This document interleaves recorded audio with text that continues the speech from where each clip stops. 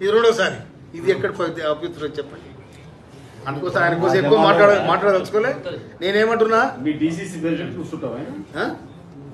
ఇక నువ్వు అడ్రస్ చేసుకో, తెలుసుకున్నావు. ఆ రెడ్లు ఎవరుండో వాళ్ళకి ఫోన్ చేయి. ఆ పాడమెట్ల లేకుండా అక్కడెక్కడ ఉంటే మీరు లేకపోతే ఆలేరు ఫోన్ చేయి, గుండాల ఫోన్ చేయి, నూనె కూడా ఫోన్ చేయి. అంత ఉంది కదా, గుండాల ఉందిగా.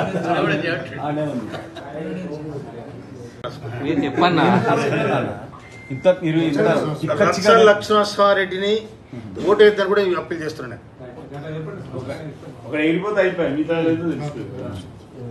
అతను బీఆర్ఎస్ సంబంధించినోడు, తక్షణ కాంగ్రెస్ వాళ్ళు కాబట్టి మీరు కాంగ్రెస్ లో ముగ్గురు గెలవడానికి సహకరించాలని చైర్మన్ అందరూ మనం చేస్తున్నాను.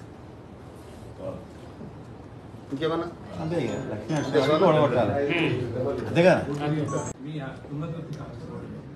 ప్రవీణ్ రెడ్డి ఉన్నాడు నా దగ్గర. ప్రవీణ్ రెడ్డి నేను చెప్పిన ఎంకరేజ్ కూడా చేసి, నేను ప్రవీణ్ రెడ్డి నాకు అడిగిన కూడా అన్న నేను లైన్లో ఉంటాడు ఉంటూ అని చెప్పి అన్న. మహిళా నగరికల్ అన్న, నాకు కూడా తెలియదు అంటే తెలిసి తెలవకుండా వాళ్ళు ఎవరెవరు తెలియదు అన్న.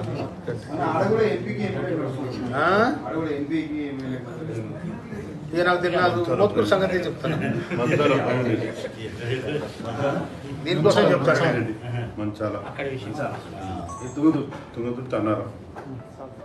అన్నారు ఇగో నేను రాసిన కూడా మంచిగానే గుర్తులు కుదిన. ఇంట్లో ఇది ఏం దొరుకుతుంది చెప్పండి నాకు ఒకసారి. ఇంకా మీ నుంచి ఫీడ్బ్యాక్ తీసుకున్నాక పరాధీనం అయిపోయింది. పాల సంఘం లాభాలు ఉన్న పాల సంఘం పరాధీనం అయిపోయింది. ఎవరికి వాడు చూసుకుంటారు. ఇప్పుడేమో లాస్ట్ తినేసుకొని తిరిగితే ఎట్లా అన్న? మన కళ్ళ ముందు ఇవాళ కాంగ్రెస్ పార్టీ గెలిచే అవకాశం ఉంది. నా ఓట్లు కాదన్నా, వీళ్ళ ఇప్పుడు అందరి ఓట్లు అన్ని. నేను ఐలే గారు కూడా చెప్పిన, నేను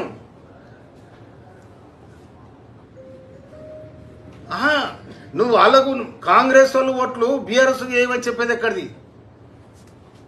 కాంగ్రెస్ ఓట్లు లేదన్నా, కాంగ్రెస్ పార్టీ ఓట్లు బీఆర్ఎస్కి ఏమని చెప్పేది ఎక్కడిది? ఇప్పుడు అదే ప్రయత్నం చేస్తున్నాను వీళ్ళు. లే మీకు లిస్ట్ పంపిస్తే నేను లేదన్నా, నా దగ్గర ఓట్లు ఉంటే నాకు ఇంపార్టెంట్ కాదు. ఇదంతా ఒక కూటమిగా ఉంటుంది. ఈ 2 జిల్లాలు కలిసి రంగారెడ్డి జిల్లా 11 ఓట్లు ఉంటాయన్న. తర్వాత 288 ఓట్లు నల్గొండ జిల్లాకు ఉంటాయి. ఈ ఓట్లన్నీ కలిస్తేనే లెక్క. నాకు 10 ఓట్లు, లేకపోతే బిర్లాయిల గారికి 130 ఓట్లు, ఇవన్నీ ఇట్లా. అది నేనైతే ఇదైతే నేను చాలా సీరియస్గా ఖండించాను. మీరు కాంగ్రెస్ పార్టీకి ద్రోహం చేస్తానని కూడా చెప్పిన. నేను ఇప్పుడు ప్రెస్లో ఉన్నాను. నేను ప్రెస్ పెట్టిన, నేను మీకు కూడా అప్పీల్ చేసిన ప్రెస్ ద్వారా. ముఖ్యమంత్రి గారు చెప్పిన, ఆల్రెడీ నేను పేపర్ స్టేట్మెంట్ కూడా మీకు కటింగ్ పెట్టినా, అప్పీల్ చేసిన మీకు కూడా నేను. సరేనా? ఓకే అన్న. మీకు లేకపోతే మినిస్టర్ గారు చెప్పిరా, ఇన్ఛార్జి మంత్రి చెప్పిండా, ఎవరు ఆదేశం లేకుండా. పార్టీని జాగిరి కాదు, పార్టీ ప్రజల పార్టీది. కాంగ్రెస్ పార్టీ ప్రజల పార్టీ. ప్రజల చేత ప్రజల కోసం ఎన్నుకోబడి 9.5 సంవత్సరాల నియంతృత్వ పాలన చేసిన ఆ పార్టీని చీల్చి చెండాడి రాజ్యాధికారానికి వచ్చిన పార్టీది. పేదల పక్షాన నిలబడిన పార్టీ, సంస్థలను కాపాడిన పార్టీ, సంస్థలను నిలబెట్టిన పార్టీ. అటువంటి సంస్థను మీరు ఇలా దానదత్తం, ఎవడో ప్రతిపక్ష పార్టీకి దానదత్తం చేసే క్రమంలో మీరు చేస్తున్న లాలుస్తనం బంద్ కావాలని హెచ్చరిస్తా ఉన్నాను నేను. అదేవిధంగా చైర్మన్లకు మళ్ళీ ఒకసారి విజ్ఞప్తి చేస్తా ఉన్నాను. మీరు కాంగ్రెస్ పార్టీ అభ్యర్థులు ఎవరుతున్నారు మీకు తెలుసు, వరుస సంఖ్య కూడా తెలుసు.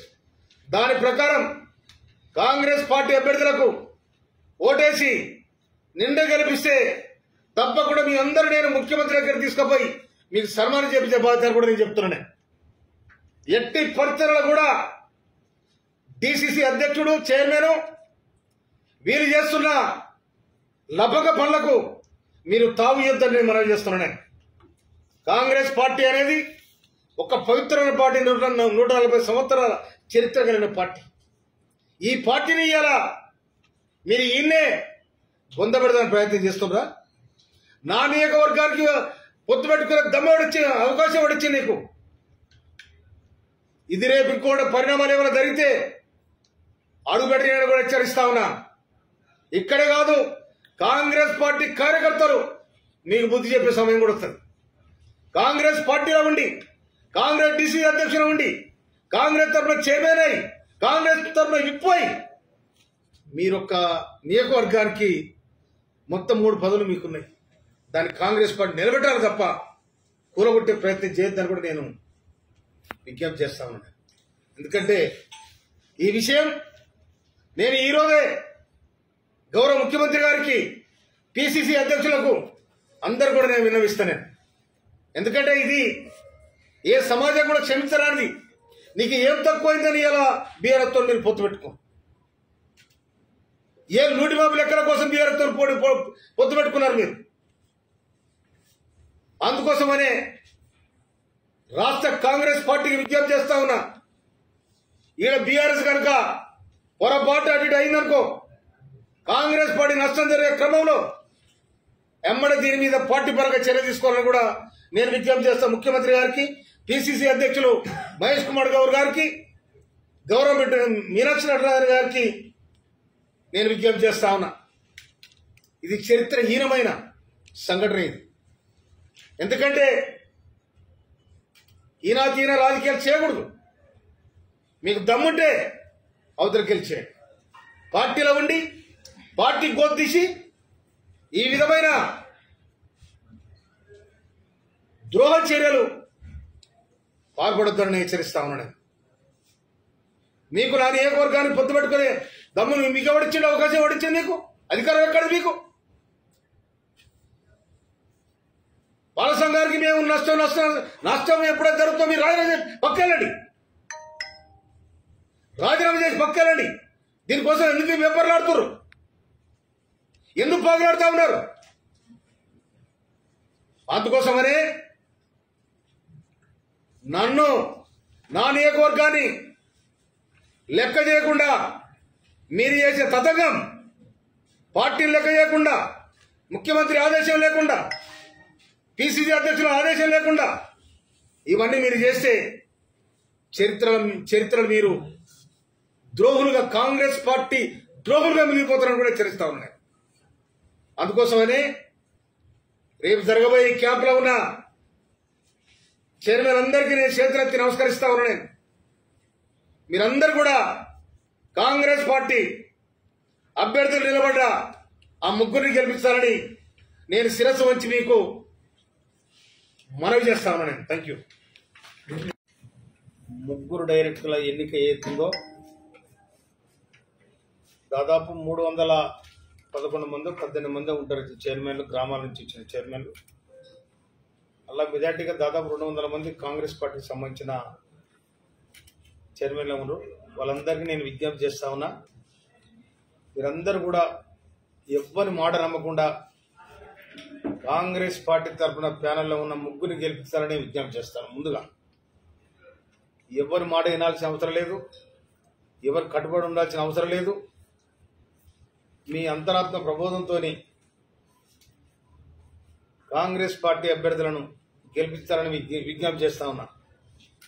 మిమ్మల్ని ప్రలోభ పెట్టినా, పార్టీకి వ్యతిరేకంగా మీకు సలహా ఇచ్చినా దాన్ని తిరస్కరించి మీరు ఈ ముగ్గురు గెలిపించినట్టయితే నికారసైన కాంగ్రెస్ పార్టీ నిలబడే శక్తి ఉంది. అన్నిటికన్నా ముఖ్యంగా నాకు తెలిసిన విషయం, కొంతమంది మా జిల్లా నాయకులు బీఆర్ఎస్ తోని పొత్తు పెట్టుకుంటున్నట్టు నిన్న సాక్షి పేపర్లో వచ్చింది. కనుక ఇది మేము తీవ్రంగా ఖండిస్తా ఉన్నాం. రాష్ట్ర ముఖ్యమంత్రి రేవంత్ రెడ్డి గారు బీఆర్ఎస్ పార్టీని బొందబెట్టాలని వాళ్ళు ప్రయత్నం చేస్తే వీళ్ళేం కాంగ్రెస్ పార్టీని బొందబెట్టాలని మీరు ప్రయత్నం చేస్తున్నట్టు నాకు అనిపిస్తుంది. అందుకోసమనే ఈ అపవిత్రమైన పొత్తును విరమించుకోవాలని నేను డిమాండ్ చేస్తా ఉన్నాను. నేను ముఖ్యంగా గౌరవ బీర్లైలే ఎమ్మెల్యే, శాసనసభ్యులు, ప్రభుత్వ విప్పు వారి నియోజకవర్గంలో 130 ఓట్లు ఉంటాయి. దాదాపుగా మెజారిటీ ఓట్లు మీకే ఉన్నాయి. గెలుపు ఓటములు మీ చేతిలో ఉన్నాయి కనుక దీనికి పూర్తి బాధ్యత ఆలయ నియోజకవర్గం వహించాల్సి వస్తుందని కూడా నేను మనం చేస్తా ఉన్నాను. అదేవిధంగా ఈ డిసిసి అధ్యక్షుడు కానీ చైర్మన్ కానీ మీకు బంధుత్వం ఉండి ఇళ్ళలో తీసుకుపోయింది, మందు పోయండి, అన్నం పెట్టండి, బిర్యానీ పెట్టండి, నాకు అభ్యంతరం లేదు. కానీ పార్టీ పరంగా అక్రమంగా పొత్తులు పెట్టుకొని బంధుత్వాన్ని పెట్టుకొని బీఆర్ఎస్ పార్టీకి మీరు మద్దతు ఇస్తే రాజకీయ వ్యభిచారం చేసేట్టు మీరు మీ వ్యక్తిగతంగా కనుక ఏ వ్యభిచారం చేస్తారో అది మీ సొంతం చేసుకోండి. కానీ నా నియోజకవర్గానికి సంబంధించిన వ్యక్తికి బీఆర్ఎస్ వ్యక్తికి మీరు కాంగ్రెస్ ఓట్లేపించి గెలిపించాలని అనైతికమైన పొత్తు పెట్టుకొని మీకు ఏ పార్టీ ఆదేశం ఇచ్చింది? మీకు అధికారం ఎక్కడిది? పిసిసి నుంచి ఏమైనా ఆదేశాలు ఉన్నాయా? నువ్వు డిసిసి అధ్యక్షుడు ఉండి చేసే జంగిల్ పని ఇదేనా? ఎవరి మీద కొట్లాడుతున్నాం? ఎవరి మీద కొట్లాడి రాజ్యాధికారానికి వచ్చినాం? ఎవరితో ఫైట్ చేసినాం? బీఆర్ఎస్ బొందబెట్టి రేవంత్ రెడ్డి గారు రాష్ట్ర ముఖ్యమంత్రి రేవంత్ రెడ్డి గారి నాయకత్వంలో నికారస్గా నల్లగొండలో 11 సీట్లు గెలిచినాం, 2 పార్లమెంట్ సీట్లు గెలిచినాం. ఇవాళ జిల్లా మొత్తం కూడా కాంగ్రెస్ పార్టీ ఆధీనంలో ఉంది. కానీ మీరు చేసే పనేటిది? ఈ లుచ్చ పని బంద్ చేయాలని హెచ్చరిస్తా ఉన్నాను. కాంగ్రెస్ పార్టీ బతే మనమందరం బతాం. కాంగ్రెస్ పార్టీకి ముళ్ళు దాకితే మన గుండె మీద ముళ్ళు దాకుతుంది. ఖబర్దారని హెచ్చరిస్తా ఉన్నాం. అదే క్రమంలో విప్పుగా ఉన్న గౌరవ బీర్లయ్య గారు మొత్తం చైర్మన్ నీ నియోజకవర్గానికి ఉన్నాడు. డిసిసి అధ్యక్షుడు నీ నియోజకవర్గమే. మీరు కూడా ప్రభుత్వం విప్పుగా ఉన్నారు, కాంగ్రెస్ పార్టీ ఎమ్మెల్యేగా ఉన్నారు. అన్ని చూసుకుంటా మౌనంగా మీరు ఉన్నారు అంటే దాంట్లో మీ పాత్ర కూడా ఉన్నదని నేను అనుకోవాల్సి వస్తుంది. అందుకోసమనే రేపు పొరపాటున కనుక బీఆర్ఎస్ అభ్యర్థి గెలిస్తే మీ నైతికంగా రాజీనామా చేయాల్సి ఉంటుంది. ఖబర్దారని చెప్తా ఉన్నాను.